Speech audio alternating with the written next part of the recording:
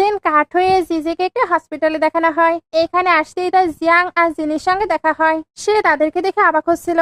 জিনি বলে, আমি এখানে আন্টিকে দেখতে এসেছিলাম। জিজি তখন বলে, তুমি কিভাবে জানলে মম এখানে আছে? এরা ওইটার অ্যান্সার না দিয়ে আজেবাজে কথা বলে তাকে হিউমিলেট করছিল। জিজি তাই রেগে তাকে স্ল্যাপ মেরে দেয়। জিয়াং এবার তাকে পানিশমেন্ট দিতে আসছিল, বাট জিজি তার অবস্থাও খারাপ করে দেয়।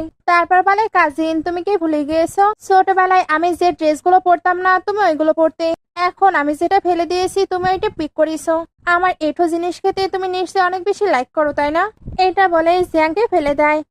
আর এটা বলে, ফিউচারে তোমরা এখানে আসার একদমই ট্রাই করবা না, না হলে আমি তোমাদেরকে একেবারেই শেষ করে দেব।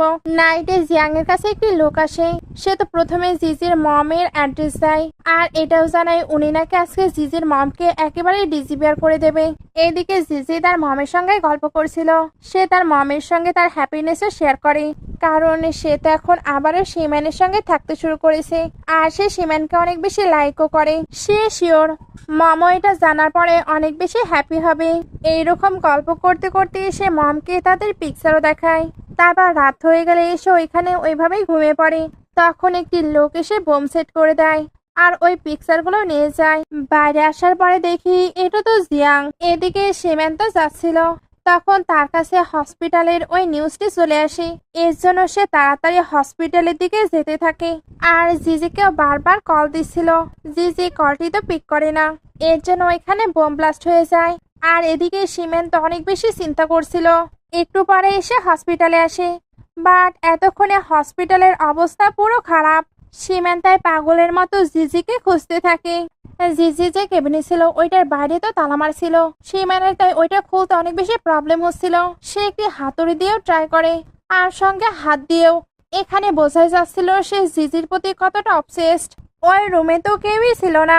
সিম্যান তাই পুরো ভেঙে পড়ে, বাট জিজি তখন অন্য দিক থেকে তাকে ডেকে ওঠে। সিম্যান এবার জিজিকে হাক করে নেয়।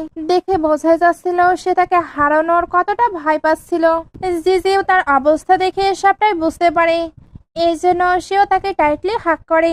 এরপর অনেকটা লম্বা টাইম ধরে কিস করে। তারপর জিজি সিম্যানের ব্যান্ডেজ করে দেয় আর নেক্সট টাইম এমন কিছু করতে নিষেধ করে। সিম্যানও নেক্সট টাইম তাকে সবটা জানাতে বলে। এরপর দুজন একসঙ্গে অনেক অনেক গল্প করে টাইম স্পেন্ড করে।